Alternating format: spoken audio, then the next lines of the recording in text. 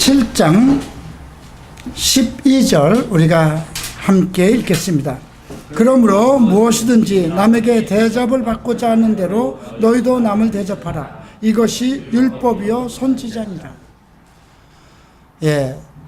율법과 선지자라는 뜻은 무엇일까요? 구약의 마침이라는 것입니다.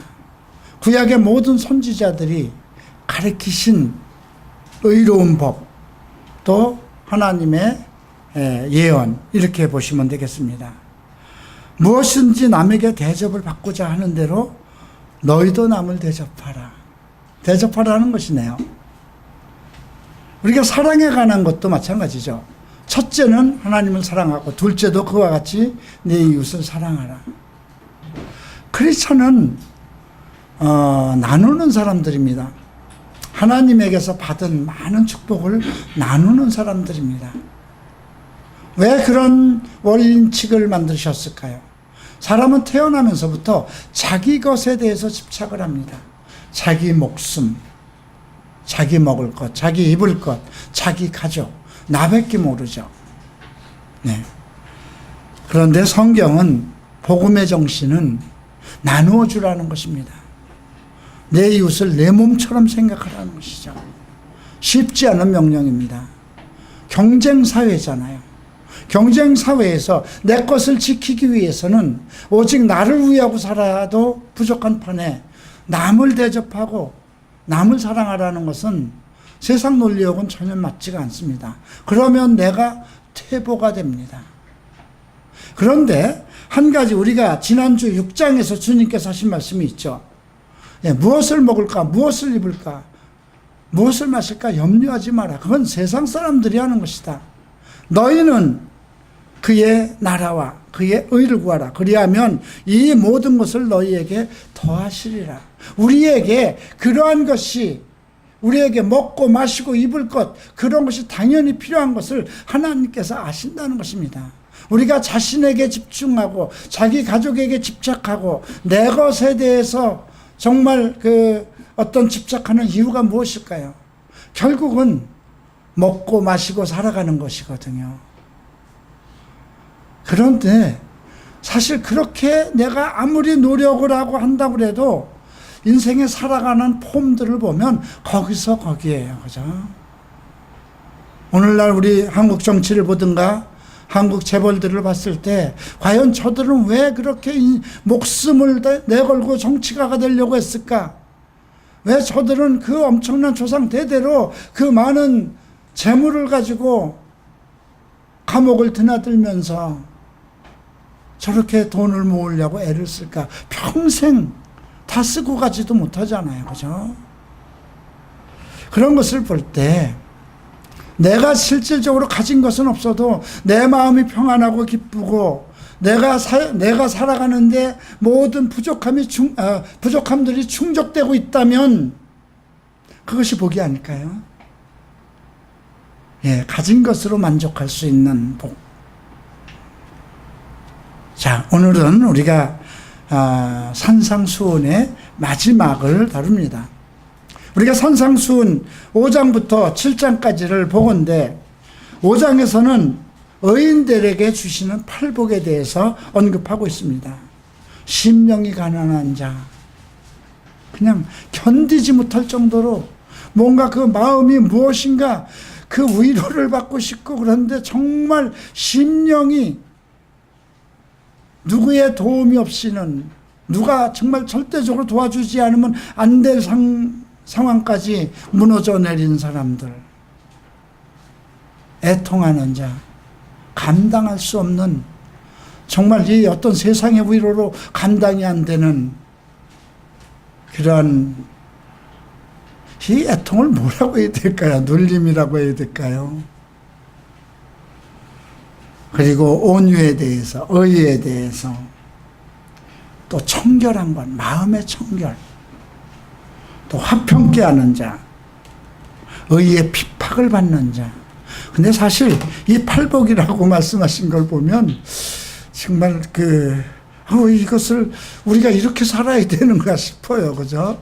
좀 인정받고 뭔가 씩씩하고 나야 나, 그리고 소리치면서 살고 싶은데 이 내용을 보면 정말 그냥 쫌팽이 같고 그냥 전전긍긍하고 뭔가 그렇게 살아야 되잖아요. 근데 그들에게 복을 주신다는 거예요. 부족함이 없도록. 넉넉한 사람한테 왜 주시겠어요, 그죠? 그래서 우리가 5장에서는 크리스찬이 돼서 예수 그리스도의 이름으로 의인이 된 사람이 누려야 될 팔복, 그것은 결국 세상의 소금과 빛과 같이 살아야 되고 계명대로 살아야 되고 또 형제들과 화해하면서 살아야 되는 그런 것을 언급되어 있습니다. 6장에서는 의인이 살아가는 법에 대해서 살펴봤습니다. 먼저 3가지 종교적인 속성, 구제입니다. 있는 것도 넉넉하지 못한데 세상에서는 그냥 있는 거 다 내려놓고 남을 섬기며 그냥 그렇게 남을 대접하기를 힘쓰고 살아라, 남의 거 뺏으려고 하지 마라, 그렇게 말씀하시면서 우리가 의인으로서 살아가는 법의 첫 번째는 구제에다가 초점을 두라는 거죠. 좀 아이러니해요. 아니 싸워도 토고 아기 다툼을 해서 넉넉히 뭔가 모아야 남에게 줄 수 있는 거 아닙니까? 이런 논리잖아요, 우리는. 근데 그냥 애통하면서 정말 의에 굶주리면서 청결한 마음으로 어떤 세상과 어울리지 말고 그렇게 화평케 하면서 그렇게 살아가라. 그런 사람들이 무슨 넉넉한 돈이 있어서 남을 구제하겠습니까? 그러나 구제의 원칙은 우리가 예수님께서 연못돈을 내는 사람들을 쭉 이렇게 그 연못돈 앞에서 보셨어요. 많은 사람들이 넉넉한 돈을 가지고 와서 그 헌금함에다 넣습니다. 그런데 과부 하나가 딸랑 두 두랩돈, 우리나라 돈으로 하면 한 2,000원 될까요? 아니면 500원짜리 2개가 될까요? 그걸 갖다 넣은 겁니다. 근데 주님이 제자들 보고 야 니들 와서 봐라. 이 여인이 가장 많이 하나님께 드렸다. 다른 사람들은 넉넉한 중에 드렸지만 이 여인은 자기 생활비를 다 드렸다. 우리가 있다고 그래서 헌금을 내는 건 아니잖아요. 그 사람 마음속에 그 헌금의 목적이 그 당시 하나님 상잘 차려드리려고, 하나님 그 당시 제사가 있으니까 제사 잘 차려드리려고 했겠습니까? 교회로 들어오는 것은 그 목적이 구제거든요. 그래서 오늘 우리가 6장에서 제일 먼저 우리가 종교인으로서 종교적인 사명을 가지고 사역자로서 의인으로 살아갈 때에 제일 먼저 해야 되는 게 구제입니다. 두 번째는 기도입니다. 뻔뻔스럽게 소리 지르면서 하지 말라. 골방에 들어가서 하라. 광장에서 하지 말라. 세 번째는 금식입니다. 툭하면 네 개인적인 문제 때문에 툭하면 금식을 하는데 그거 하지 마. 금식의 목적을 알아야 될 것은 흉악의 결박을 풀어주고 없는 자를 도와주고 무엇인가 그 금식은 자기를 위해서 하는 것이 아니라는 겁니다. 예. 그래서 그렇게 구제와 기도와 금식에 대해서 얘기했고, 두 번째는 마음에 관한 문제. 내가 살아가는 목적을, 내 눈의 그 초점을, 내 마음의 이상을 보물에다 두지 마라. 그거 다 녹슬고 없어진다. 내 마음이 무엇을 보느냐, 내 눈이 어디에 초점을 맞춰져 있느냐. 그리고 그 나라와 의를 구하라고죠. 그 나라의 의, 그 나라와 의, 하나님에 대한 영적인 관계, 그리고 예수 그리스도의 의로운 삶. 이렇게 6장에서는 의인들이 살아가는 법에 대해서 말씀하셨습니다. 오늘 7장입니다. 오늘 7장은 의인의 리더법, 의인이 이제 세상을 어떻게 이끌고 갈 것인가? 크리스찬이 어떻게 리더십을 발휘할 것인가? 의인의 리더십이라고 하겠습니다. 자, 그 중에 12절 말씀 가지고 우리가 주제를 삼았는데요. 그러므로 무엇이든지 남에게 대접을 받고자 하는 대로 너희도 남을 대접하라. 이것이 율법이요 선지자니라.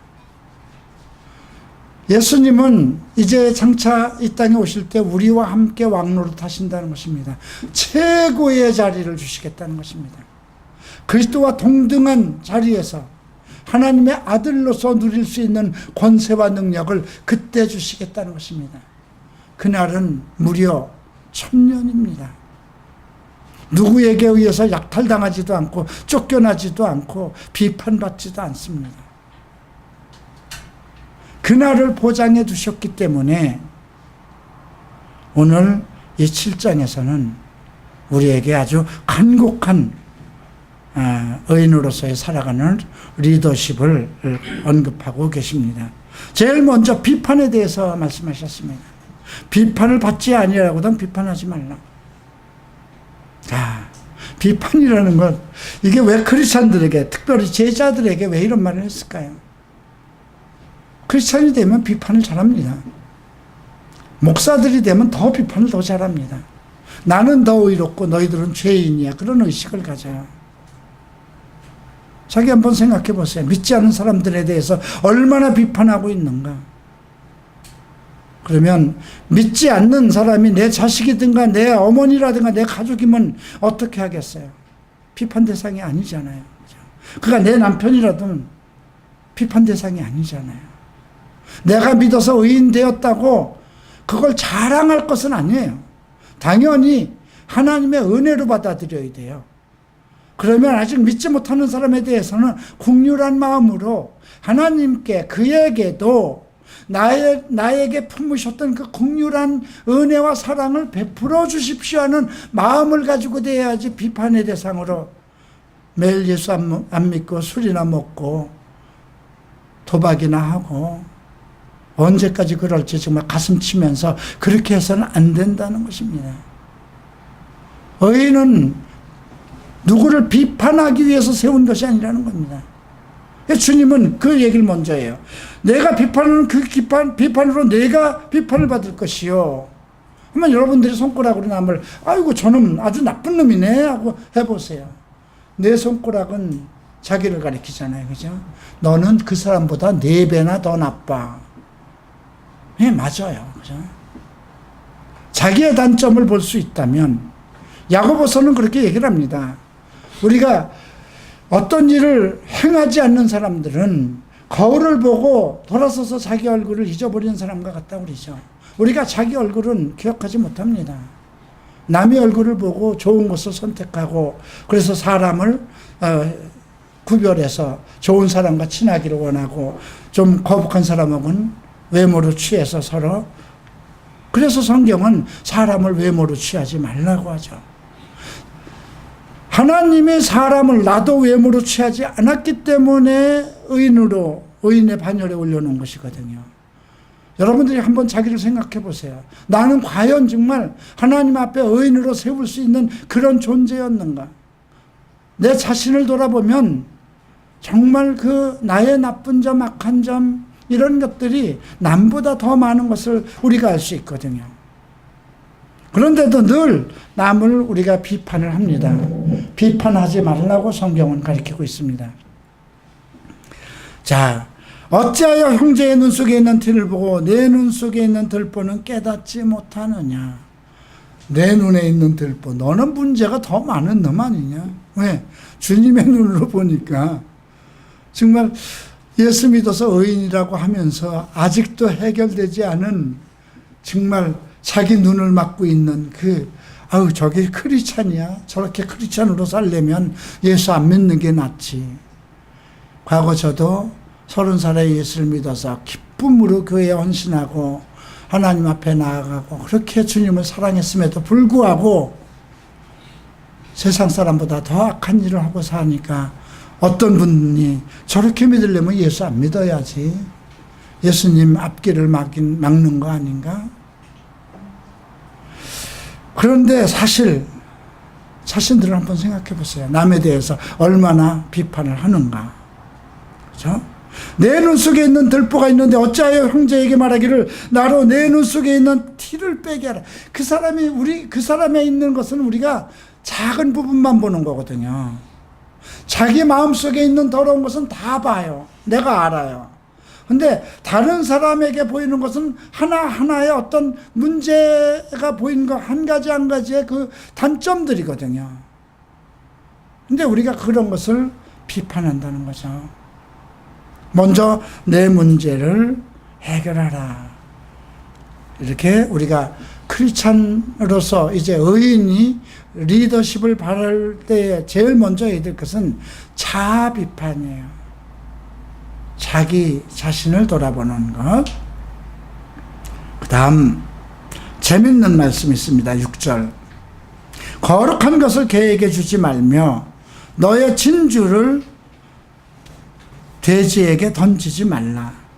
저희가 그것을 발로 밟고 돌이켜 너희를 찢어 상할까 염려하라. 이건 앞에 있는 비판을 하지 말라 하는 말씀과 이렇게 그 같은 그 대목에서 살펴볼 때 그 앞에서 우리가 비판하는 그 대상을 누구인가 한번 생각해 볼 필요가 있어요. 이거 지금 유대 시대잖아요. 유대교가 집권하고 있는 시대고 예수님 복음 시작해서 제자들을 모아오고 그 수많은 따르는 사람들을 모아놓고 산상수훈에서 하시는 거예요. 즉 그들에 대해서 지금 압박하고 있는 어떤 세력들이 있어요. 여기서 개와 돼지라고 얘기한 이들은 과연 누구일 것인가? 우리가 가끔 이제 갈보체플 목사들이 되면 다른 교단에 대해서 상당히 이제 비판적일 수가 있어요. 네. 그리고 다른 교단 사람들을 자꾸 우리 쪽으로 어떻게 변화시켜서, 왜 다른 교회에서 열심히 헌신하고 봉사하는 사람들을 보면 참 우리 교회에 저런 사람들이 필요하구나 싶어서 그들을 막 우리 쪽으로 데려오고 싶어서 열변을 토하고 그럴 수 있어요. 근데 그러지 마세요. 유태인들에게 아무리 예수님이 이적과 기적을 펴도 돌아서지 않았어요. 바리새인들과 서기관들이 돌아서지 않았어요. 나중에 이제 바울의 시대에 와서 이 오순절 성령 강림을 보고 수많은 사람들이 그 사람들 입에서 이적과 기적이 터지고 예언이 터지고 방언이 터지는 걸 보고 이제 많은 제사장들과 바리새인들이 이제 교회 안으로 들어왔어요. 교회 안에 들어왔어도 그들이 하나도 바뀐 것이 없었어요. 그래서 그 안디옥 교회에서도 문제가 일어났던 것이고요. 바울에게도 이제 문제를 제시했던 거예요. 안디옥 교회나 이런 바울이 목회하는 곳에 와서 야, 이왕 구원을 받았으면 세례 받는 거 맞는 거 아니야? 할례 받는 거 맞는 거 아니야? 왜? 구약에 아브라함의 자손이 되려면 할례를 받으라고 그랬는데 우리에게 주신 그 당시는 신약이 없었잖아요. 신약이 쓰고 있는 그런 도중이에요. 그 당시에 성경은 오직 구약만 있었잖아요. 구약의 가장 중요한 건 무엇일까요? 예, 결국은 이스라엘의 어떤 이스라엘 사람들이 되는 것, 유대인들이 된다는 건 결국 이스라엘 사람들이 되어야 된다는 거예요. 그래서 수많은 사람들이 개종을 해서 유대교로 들어오는 것이거든요. 그런데 이제 복음이 시작되고 그리스도의 교회가 시작되면서 예수를 믿는데 가만히 보니까 자기들보다 못했던 그냥 시장에서 그냥 세상에서 고기잡이나 하고 정말 서기관이라고 세무서에서 죄인이라고 하는 그런 사람들, 정말 형편없는 사람들이 전부 다 목회자가 사도가 돼서 목회를 하고 있거든요. 자기네들은 정말 역사적으로 대대로 제사장의 가문이요 바리새인의 그 혈통을 이어서 엄청난 그 연단과 여장을 거쳐서 그 위치까지 왔는데 이들은 간단하게 일을 하거든요. 어떤 세상에서 높임을 받거든요. 그러니까 그들이 들어와서 똑같이 그 교회 안에서 자기네들이 자기 위치를 확보하려고 하는 것입니다.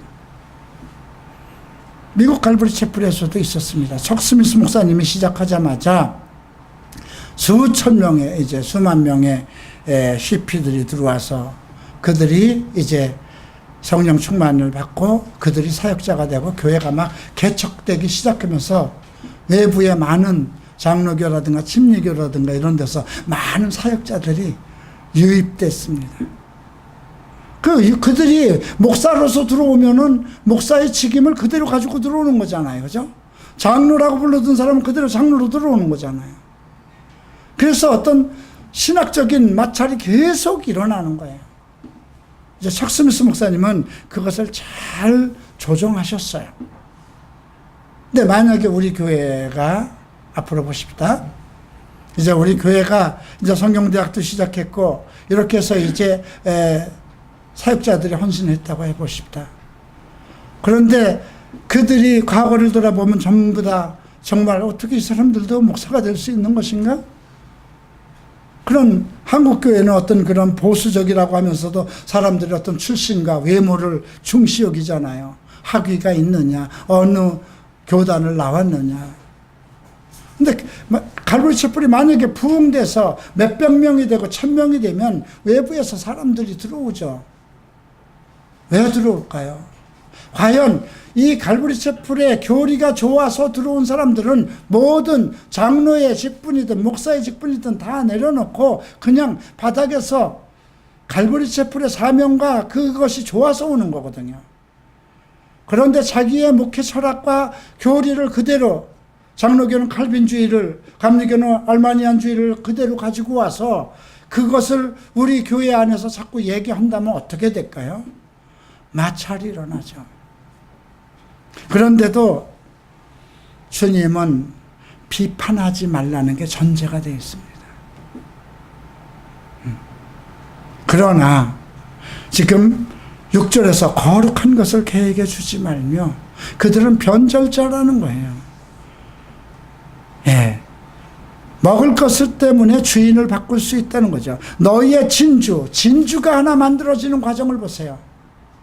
진주는 그 조개 속으로 돌이 들어간 거예요. 돌이 들어가서 그 조개가 자기 살을 찌르기 때문에 아프니까 어떤 그 분비물을 계속 내뿜어서 그게 수년에 걸쳐서 쌓여서 진주를 만들어낸 거잖아요. 그러니까 우리가 만들어진 우리 안에 진주가 하루아침에 만들어진 게 아니라는 겁니다.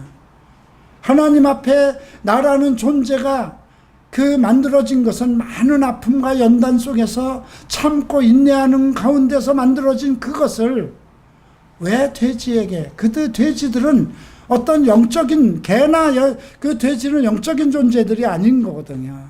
그들의 목적은 먹기 위해서 온 거거든요.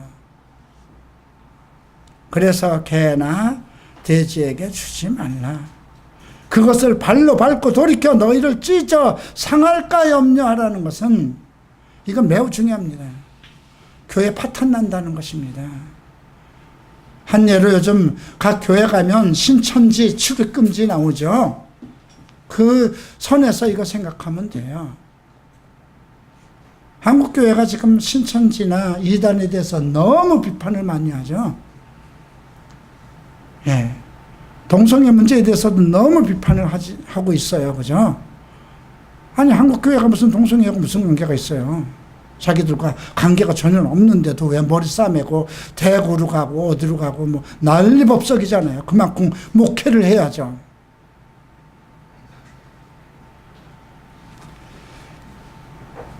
사실 그러나 우리의 자세는 예수 그리스도 안에 있는 의인의 리더십은 그들을 비판하지 말라는 겁니다. 결국 그들이 우리를 상하게 할 수 있다는 겁니다. 신천지가 들어와서 교회를 다 회파하고 그러죠. 그냥 계속해서 신천지를 회파한다고 해도 우리가 신천지의 비판을 얼마나 많이 합니까? 근데 그들은 벌써 조직적으로 해서 다 사람들을 들여보내잖아요. 그래서 교회를 두 쪽 세 쪽 내잖아요. 그죠? 요즘 그 신천지에서 광고 내는 거 보세요. 한기총에 대해서 이메일을 얼마나 쏟아붓습니까? 저는 하루에도 한두 통의 그 신천지 사람이라고 그러면서 간증 편지가 옵니다. 예. 자, 그래서 우리가 이 문제, 우리는 그들이 잘못해도 그 심판을 누가 받을 겁니까? 그 심판을 누가 할 것입니까? 하나님이 하실 것이고, 심판을 받을 것도 그들이 받을 거예요. 우리는 그들을 비판할 그 명분을 주시지 않았다는 거예요. 우리는 우리의 할 일, 의인으로서 살아가야 할 일이 있는 거예요. 너의 거룩한 것을 그들에게 빼앗기지 말라는 거죠. 그리고 7절부터, 이 7절은 매우 중요하네요. 구하라 그러면 너희에게 주일 것이요, 찾으라 그러면 찾을 것이요, 문을 두드리라 그러면 너희에게 열릴 것이니, 구하는 이마다 얻을 것이요, 찾는 이가 찾을 것이요, 두드리는 이가 열릴 것이니라. 너희 중에 누가 아들이 떡을 달라 하면 돌을 주며 생선을 달라 하면 뱀을 줄 사람 있겠느냐? 너희가 악할지라도 좋은 것으로 자식에게 줄 알거든 하물며 하늘에 계신 너희 아버지께서 구하는 자에게 좋은 것을 주시지 않겠느냐? 누가복음은 구하는 자에게 성령을 주시지 않겠느냐 이렇게 돼 있어요. 좋은 것이 누가복음에서는 성령으로 얘기됐어요. 이것은 지금 의인들이 목회하는 데 있어서 무엇인가 그 바리새인이나 서기관이나 그들의 엄청난 세력과 연합해서 무엇인가 이루려고 하지 말라는 거예요. 그리고 그들의 잘못된 것에 대해서도 비판하지 말라는 것입니다. 너희는 이제 이 세상 가운데서 모든 필요한 것을 오직 하나님 안에서 구하라는 거예요. 구하는 것은 영적인 문제입니다. 자, 내 집 안에 있는 걸 왜 구해요? 그죠? 우리 교회 안에 있는 걸 내가 구할 필요는 없어요. 네. 그래서 영적인 문제예요. 아, 우리 교회, 예언의 은사가 필요하겠구나. 방언의 은사도 필요하겠구나. 신유의 은사도 필요하겠구나. 우리 교회 신유의 은사가 있으면 얼마나 우리 노인 양반들 좋아하겠어요? 그죠? 매일 몸이 아파서 절절매고, 요즘 젊은 놈들도 허리가 아파서 매일 절절매는데, 누가 그냥 손만 대면 쭉 낫는 그런 신유 은사가 있다면, 근데 그건 영적인 거잖아요. 그죠? 의사가 아니니까 찾는 게 아니에요. 그러니까 영적인 것은 구하는 겁니다. 찾는 것은 무엇일까요? 찾는 것. 찾는 건 이 지구상에 있어요. 배우자는 그러니까 구하는 겁니까? 찾는 겁니까? 찾는 겁니다. 왜? 나를 지을 때 내 짝을 지으셨으니까. 선생은 어떻게 하는 겁니까? 찾는 겁니다. 그죠? 그 다음에 두드리라는 건 뭘까요? 내가 꼭 저쪽을 가야 되겠는데, 내가 지금 일본을 들어가야 되겠는데, 내가 필리핀 선교를 떠나야 되겠는데 길이 안 열려요. 북한 선교를 가야 되는데 안 열려요. 계속 두드리는 겁니다. 그건 뭐예요? 영적인 회방이 있다는 것입니다. 우리 의인들이 하고자 하는 일에는 우리가 가서 이루어야 할 하나님의 어떤 목적과 사명이 있기 때문에 사탄들이 그것을 막고 있다는 거예요. 그렇기 때문에 멈추지 말고 두드리라는 겁니다.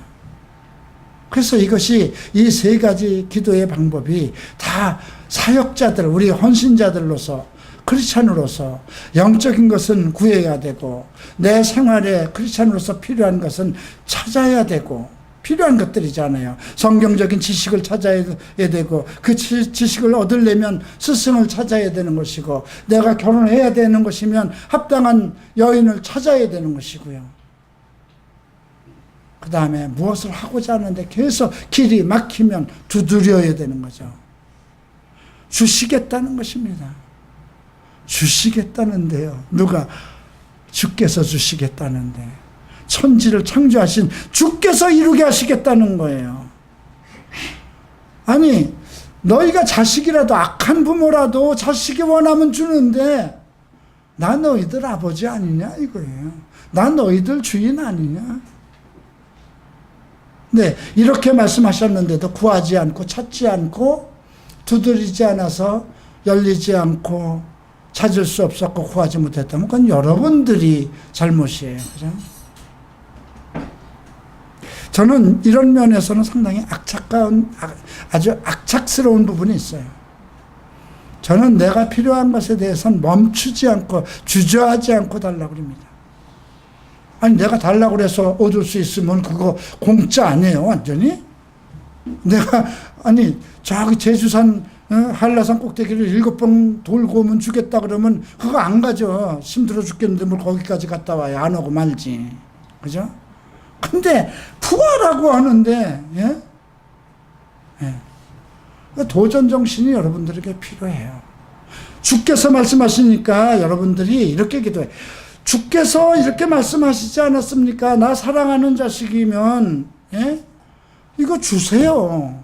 구하라고 그래놓고 구했는데 왜 안 주십니까?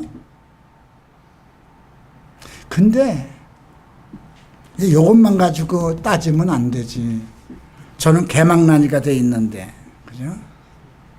6절에서 그 말이 먼저 나왔잖아요. 너 개나 돼지면 안 된다는 거야. 그죠? 개처럼 돼지처럼 살면서 구할 것은 구하고 달랠 것은 달. 나도 안 줘 그러면 그죠? 그러니까 우리가 5장에서부터 받은 의인으로서의 그 심령이 가난한 자, 애통하는 마음, 의로움과 청결한 마음, 이런 상황, 그리고 남을 나보다 더 낮게 여기는 마음, 어떤 친구들과 문제가 있으면 화합하고 정말 등불처럼 소금과 빛과 같은 역할을 하면서 이거를 구해야 되는 거죠. 그죠? 그러면 아이고 이건 뭐 있으나 마나네 나하고는 해당 없는 거니까 그럼 평생 뭐 6절로 살아야지 나는 7절로 살 테니까 아이고 이렇게 그렇게까지 완벽하게 돼서 구하면 주신다면 아이고 힘들어서 못하겠습니다. 그냥 나는 그대로 살겠습니다. 그렇지 그럼 6절로 살아. 개나 돼지처럼 뭐 살면 되는 거니까. 나는 구하면서 공짜로 주신다는데 그죠? 예. 여러분들 정신 차려서 꼭 이루시기 바랍니다. 그 다음에 13절에서 좁은 문으로 들어가라고 그러네요. 멸망으로 인도하는 문은 크고 그 길이 넓어서 그리로 들어가는 자가 많고 생명으로 인도하는 문은 좁고 길이 협착하여 찾는 이가 적은지라. 얼마나 큰 교회로 달려가기를 힘씁니까? 그죠? 네. 예수님은 12명 가지고 목회하셨어요. 그죠? 딸랑 12명 제자 가지고. 그 제자들 보고 너희는 나보다 더 큰 일을 할 것이다 그랬거든요. 예수님이 로마 안 가보셨어요. 그죠? 에베소 안 가보셨어요. 기껏 사마리아 그 지역. 예? 그런데 좁은 문으로 가라는 게 무엇일까요? 좁은 문으로 들어가려면 다 벗어야 돼. 그죠? 걸머지고 못 가는 거야. 주님이 그 베드로에게 한 말이 있죠. 부자가 천국에 들어가기는 얼마나 힘든지 아냐? 그랬더니 베드로가 아니 그러면 누가 천국에 들어갈 사람이 어디 있겠습니까? 사람으로서는 할 수 없으나 하나님으로는 다 되느니라. 부자가 천국으로 들어가는 것은 낙타가 바늘구멍으로 들어가는 것보다 힘들다. 그 말은 무엇이에요?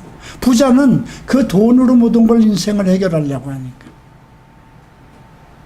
그래서 여러분들이 좁은 문으로 들어간다는 것은 비단 모든 것을 다 내려놓으라는 그런 비유도 사용할 수 있지만 오직 정말 의롭다고 생각하는 것, 그 길이 정말 가기가 쉽지 않지만, 그죠?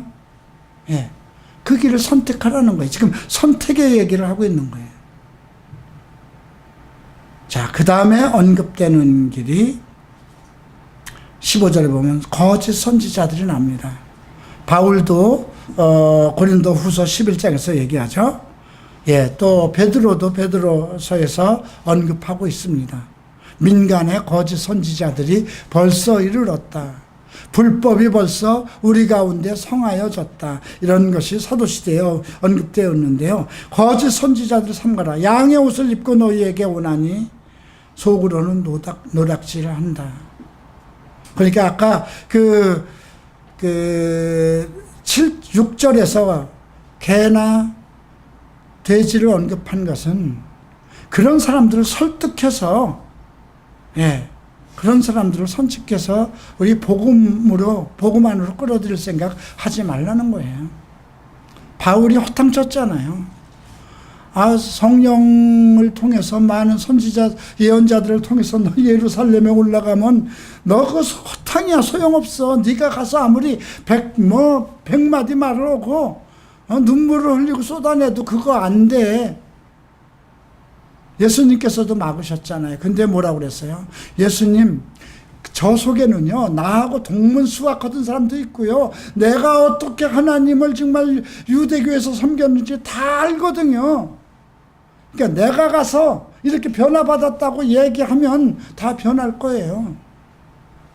결국은 한 사람도 못 구했어요. 그죠? 그리고 쇠고랑 차고 감옥으로 들어갔죠. 가끔 나는 그런 생각을 합니다. 향림교회나 아니면 로뎀나무그늘이라는 동성애자들이 모여서 예배드리는 곳이 있죠. 일단 동성애자들이라도 하나님 앞에 예배드린다는 것은 참 좋은 일이에요. 저도 과거에 10여 년 동안 순복음에서 그 모습 그대로, 나는 항상 그 말이 너무 좋았어요. 그 모습 그대로, 죄인 그대로 받으시는 하나님. 죄인을 용서하시고 받으시는 거지만 죄인으로 살아가기를 받으시는 건 아니잖아요. 그죠? 예수를 믿으면 의인으로 받으시는 거, 의인과 함께 살아가는 거죠. 하나님은 죄인을 미워하십니다. 불의한 자는 하나님 나라를 받지 못합니다. 불의한 자는 하나님 앞에 설 수 없다는 것입니다. 그러나 복음의 문을 열어놨으니까 그 불의한 죄인에서 해결될 수 있는 예수를 너희 앞에 두었으니 예수를 밟고 들어오라는 것이거든요. 그런데 예수를 밟고 들어가서도 자기의 죄를 인정받으려고 한다면 참 안타깝죠. 내가 가끔 그런 데 가서 좀 외치고 싶어요. 근데 내가 가서 외치면 될까요? 돌 맞지 않을까요? 예. 그들이 너희를 밟고 돌이켜 찢어 상하게 할까? 뭐 그럴 것 같습니다. 자, 거짓 선지자들의 양의 옷을 입고 너희에게 나오노니 속에는 노략질. 그들의 목적은 무엇이냐면 우리의 가지고 있는 것을 빼앗기 위해서입니다. 열매로 그들을 알지니 가시나무에서 포도를 또는 엉겅퀴에서 무화과를 따겠느냐. 이와 같이 좋은 나무마다 아름다운 열매를 맺고 못된 나무가 나쁜 열매를 맺나니. 그죠? 콩 심은 데 콩 나고 팥 심은 데 팥 나는 거예요. 그죠? 좋은 나무가 나쁜 열매를 맺을 수 없고 못된 나무가 아름다운 열매를 맺을 수 없느니라. 아름다운 열매를 맺지 않은 나무마다 지켜 불에 던지우리라. 그죠? 이제 마지막 때가 되면 지금 무엇을 얘기하는 거예요? 열매를 얘기하는 거고 교회를 얘기하는 거예요. 그럼에도 처음에 시작은 비판하지 말라고죠. 통일교 교리에 대해서 비판할 필요 없고요. 신천지에 대해서 비판할 필요 없어요. 그들은 이미 심판을 받은 거잖아요. 그죠? 그들이 선지자라고 얘기를 하고 뭐라고 해도 열매를 가지고 알 수 있다는 거예요. 어느 교회가 지금 어떻게 되고 어느 교회가 어떻게 되고 한 것에 대해서 우리 갈보리 채플은 더 이상 관여하지 말자는 거예요. 우리는 넓은 길로, 다른 그들과 같이 출세와 영광을 위해서 넓은 길로 가지 않고 우리는 정말 협착하고 좁은 길로 들어왔어도 의인으로서 하나님 앞에 주시는 것, 우리가 구하면 주실 것이고 찾으면 주실 것이고 두드리면 열릴 것인데 뭘 걱정하느냐 이거예요. 그리고 너희는 좋은 열매를 맺으라는 거예요. 저는 우리 교회가 선한 열매를 계속 이제 맺어가야 된다고 그렇게 생각하고 있습니다. 아름다운 열매가 무엇일까요? 주님 보시기에 아름다운 열매죠. 그죠? 달마다 12나무, 12개의 나무에서 달마다 열매를 맺는다고 그랬어요. 이제 우리 갈보리 촛불에서도 달마다 열매를 맺는 그런 사역이 일어나야 되지 않겠습니까? 이러므로 그의 열매로 그들을 알리라. 저는 이제 목회 마지막 단계에 이르렀습니다. 이제 나는 어떤 열매를 맺을 것인가? 나의 열매가로 판단을 받겠죠. 그죠? 유대교는 이미 그들의 열매로 판단을 받아서 끝났습니다. 그죠? 각 교회들이 있습니다. 장로교회도 있고, 순복음도 있고, 심례교회도 있고, 무수한 교단들의 교회들이 있습니다. 이제 그 모든 것은 주님 앞에서 그들의 열매로 판단을 받을 것입니다. 여기서 요구하는 것은 아름다운 열매입니다. 주님 보시기에 아름다운 열매입니다. 자, 21절. 나더러 주여 주여 하는 자마다 천국에 다 들어갈 것이 아니요 다만 하늘에 계신 내 아버지의 뜻대로 행하는 자라야 들어가리라. 하늘에 계신 내 아버지의 뜻. 참 하늘에 계신 내 아버지, 이 말의 흐름이 너무 좋잖아요. 육신의 아버지는 없을 수도 있고 병들을 수도 있고 죽을 수도 있고 그래요. 하늘에 계신 내 아버지는 너무 부유하시잖아요. 너무 넉넉하잖아요. 부족함이 없잖아요. 근데 하늘에 계신 내 아버지가 나를 향한 뜻이 있다는 거예요. 그러니까 창세전에 그리스도 안에서 나를 거룩하고 흠없게 하기 위해서 나를 지명하여 부르신 거거든요. 나는 하나님께로서 난 자예요. 이사야가 존귀한 성도는, 하나님의 성도는 존귀한 자라고 그러잖아요. 비록 내 모습이 아직 죄인의 모습이고 아직 참 너무 이러한 영적으로 온전케 되지 않았다 하더라도 하나님은 이미 예정되어 있는 자라는 거예요. 하늘에 계신 내 아버지의 뜻대로 하는 것이 중요한데 입으로 주여 주여 하는 자가 다 그런 자들은 천국에 들어가지 못한다는 겁니다. 그날에 많은 사람이 나더러 이르러 주여 주여 우리가 주의 이름으로 선지자 노릇하며 주의 이름으로 귀신을 쫓아내며 주의 이름으로 많은 권능을 행치 아니하였나이까 하리니 그때 내가 저희에게 밝히 말하되 내가 너희를 도무지 알지 못하니 불법을 행하는 자들아 내게서 떠나가라 하리라. 요즘 주여 주여 하면서 얼마나 많은 선지자 노릇하며 요즘은 누가 또 뭐 자기들은 사도의 줄기라고 얘기하는 사람들도 있어요. 아니 교회가 사도의 줄기가 아닌 교회는 어디 있어요, 그죠? 다 교회는 사도로부터 시작을 한 건데. 근데 사도의 은사를 가지고 있다고 그래요. 근데 보면은 사도의 은사가 아니라 이단의 은사를 가지고 있어요. 아주 못된 은사들을 가지고 있으면서 사도들이 행하지 않는 은사들을 가지고 있으면서 그래서 신자를 붙여요. 신사도라고. 말이 안 되는 거죠. 귀신을 쫓아내며 뭐 새벽까지 요즘에도 그냥 뭐 주일날만이 아니라 참 그런 교회는 그 교회 성도들은 어떨까 싶어요.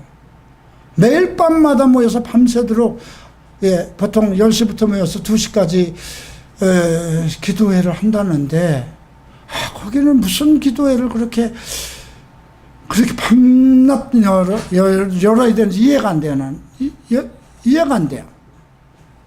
나는 우리 교회에서 그렇게 하라고 그러면 딴 데로 갈 것 같아요. 가뜩이나 주일 예배만 하는 것도 이렇게 목이 잠겨서 죽겠는데 새벽 그런 교회는 전부 다. 근데 그런 교회를 가면 전부 다 허스키해. 문주란 씨가 너무 많아요. 시집도 안 간 분들이, 그리고 또 나이 든 중년들이 너무 많아요. 중년 처녀들이 너무 많아요.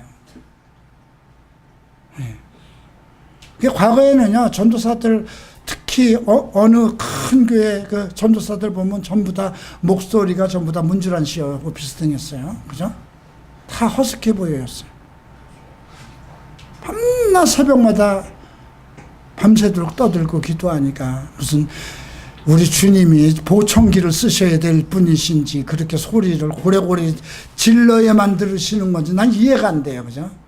나는 조용하게 그냥 주님 아시죠? 하고 해도 다 들어주시더구만 왜 그렇게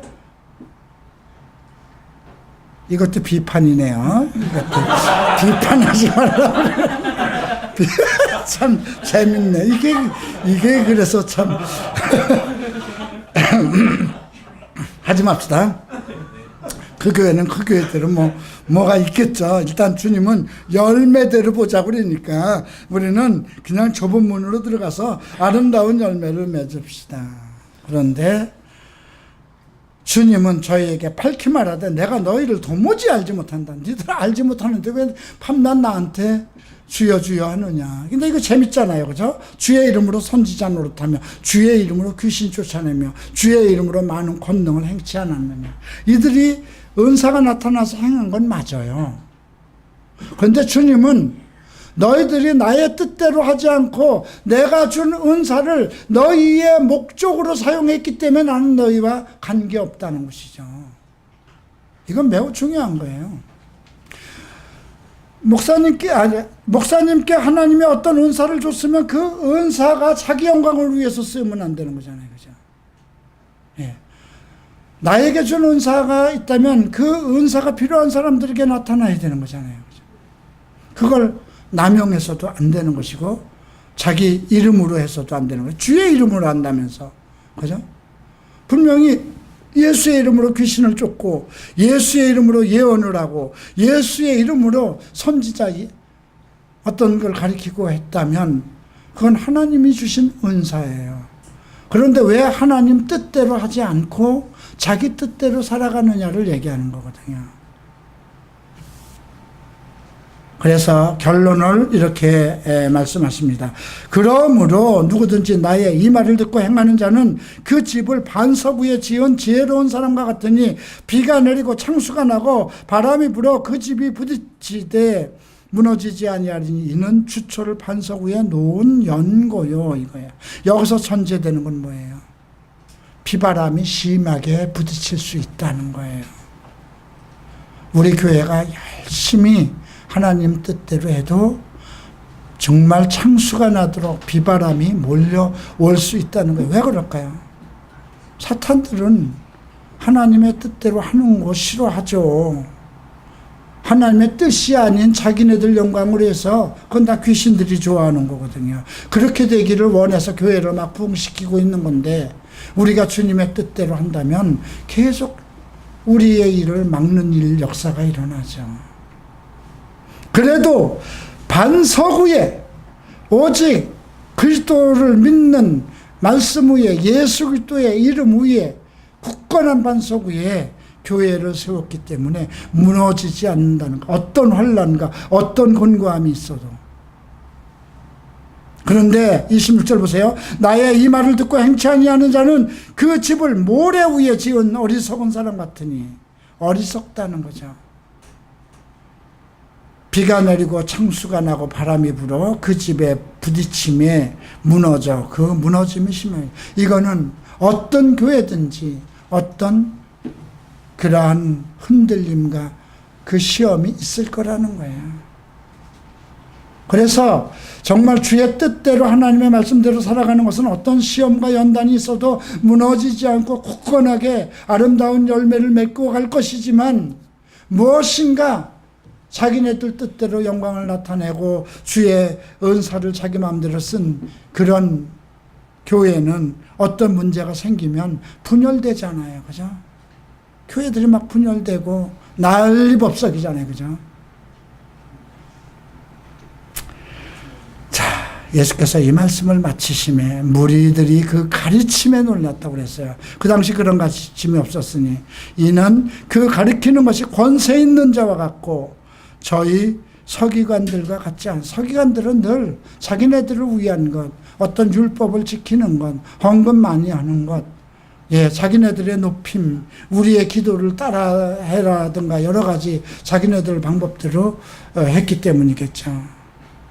이렇게 해서 오늘 우리가 5장, 6장, 7장에 거쳐서 산상수훈을 공부했습니다. 여러분들 첫 번째 여러분들이 기억할 것은 팔복을 받은 사람들이라는 거예요.